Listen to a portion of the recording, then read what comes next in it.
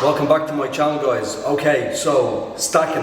So this is something that I used to do probably, I would say, maybe 2.5, 3 years ago when I first started trading with real money.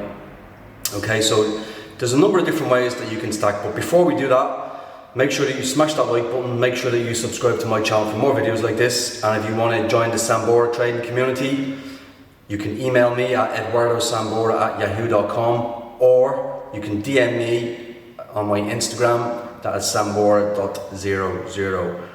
Right, let's get into it. Okay, so stacking. What does stacking mean? Stacking means multiple positions in the same direction. Okay, so you could have multiple longs or multiple shorts. Okay, so don't confuse this to hedging. Hedging is completely different. When you are hedging the same instrument, you're going long and short on the same instrument. Okay, so don't confuse stacking with hedging. So first of all, what is stacking? It's having multiple positions on the same instrument. So just say, for example, the Dow Jones. So let's just say, for argument's sake, you talk one contract. You know, it doesn't matter how many contracts, because we're just talking about the actual process. Okay, so just say, for example, it's one contract and you take a long position and it sells off significantly, so maybe 50 points, maybe 100 points. Well, at some point that's going to recover, is it? So you place another contract. Okay, so it might sell off another 50 points. So, and you know at some point that it's going to recover, so you place another buy contract. So you've got 3 contracts, you know, 3 different positions for one contract. They might be 100 points apart, they might be 200 points apart. Okay. Now listen, when you're stacking, you can't do it when you're scalping, because that just doesn't work, because you can get stuck in a position. Okay, you can't do it intraday either. It has to be swinging. So you're swinging these positions over days, weeks, months. Okay, so this is not for scalping, it's not for intraday swinging, this is for swinging days, weeks, months. Okay, so that is what stacking is. So why would you do it? Why would you stack? Like, where's the point in doing it? Well, if you're swing trading, you're holding positions for a long period of time. So that initial contract that you placed a buy position on, you're not going to take a loss on it because you're swing trading. So you're going to wait for that to become profitable. Now you could be waiting 2 days, you could be waiting 2 weeks, or you could be waiting a month or 2 months. So your intention is to not close that position. You have no intention of closing the position. Okay, so when it sells off even further, 100 points, 200 points, whatever, you place another short position. Well, you're not going to liquidate that position either, are you? Why would you liquidate that position if you're not going to liquidate the first position? It doesn't make sense, does it? Now, bearing in mind, when you're swing trading, you can't use a lot of your margin because you're going to get a margin call. So you only use a small percentage of your actual capital, okay? And this is the reason that you can only use a small amount of capital, because you have to allow for these massive gaps. Now, you might have as many as 5, 6, 7, 8, 9, 10 stacked positions. Bearing in mind, you're swing trading, so when you're swing trading these positions, you have to allow for a significant amount of movements. I mean, you could be down 200-300 points on your first position, but you have to realize this and understand this. This is what swing trading is. You don't close your position, you hold it. And this is the reason that you can only use a small percentage of your capital, because you have to allow for these massive moves. Just say, for example, you've got 5 stacked positions, okay? Bearing in mind, you have no intention of liquidating and taking a loss because you're swing trading. So you're going to wait for them to be profitable. So why you would actually do this is, if you're going to wait for the initial first position to become profitable, well, why wouldn't you place positions along the way? You're waiting on anyway. It makes sense, doesn't it?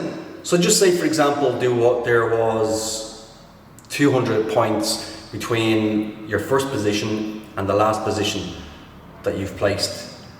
Well, we know that you're going to wait for this initial first position to become profitable anyway. So what's going to happen is that first position you're going to get, even just waiting for that initial position to go -0, not -0, but back to 0. On that last position that you've stacked, you're going to make 200 points. You're going to make 200 points. And then maybe your next position after that is 50 points above that. Well, then you're going to make 150 points in that. Okay, and then maybe another 50 points after that, you've got another position. Well, you're going to make another 100 points. And that's all of these points just bringing it back to your initial position. So you can see the benefit in stacking. And that's what stacking is. Now, the same can be said for the reverse if you're taking a short position. Okay, it's the exact same principle, it's the exact same process.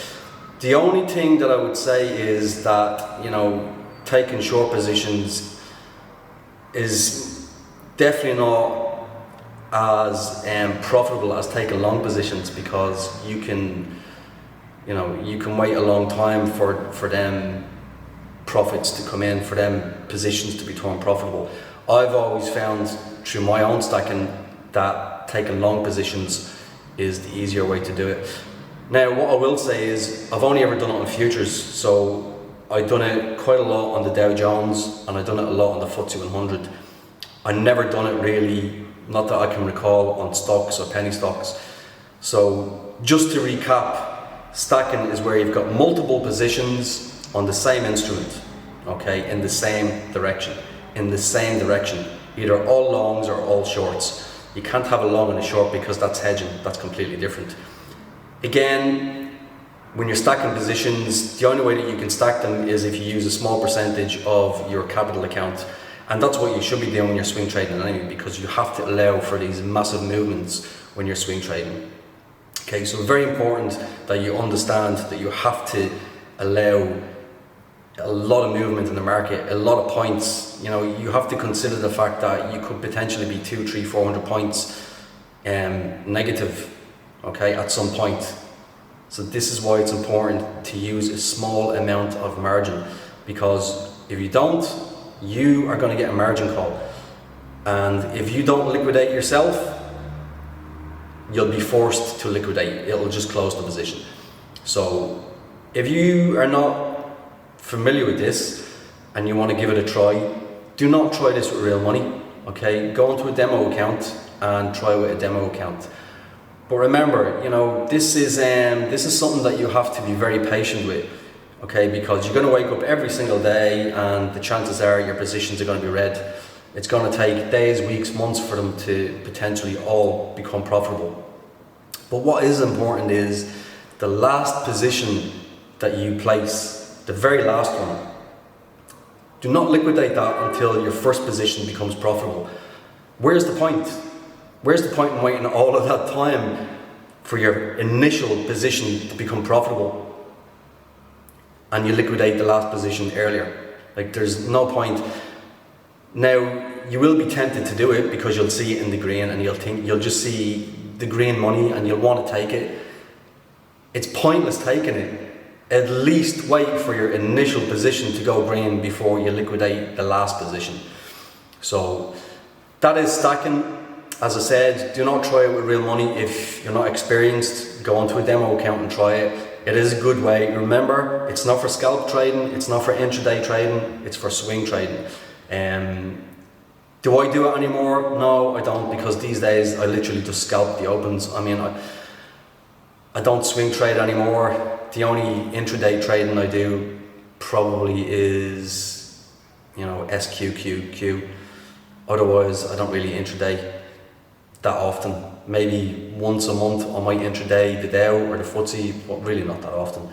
So give it a try, let me know how you get on. Remember, you have to be very patient with this, and I would say that if you're not a full-time trader, if you work a full-time job, this might be a good way for you to trade if you can't trade the opens. So give it a shot, let me know what you think.